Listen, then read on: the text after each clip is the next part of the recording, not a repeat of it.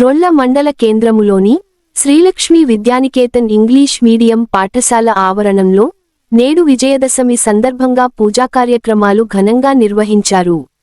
ఈ కార్యక్రమంలో పాఠశాల యాజమాన్యం, ప్రధానోపాధ్యాయులు శ్రీధర్ గారు, ఉపాధ్యాయులు, సిబ్బంది, విద్యార్థులు పాల్గొన్నారు.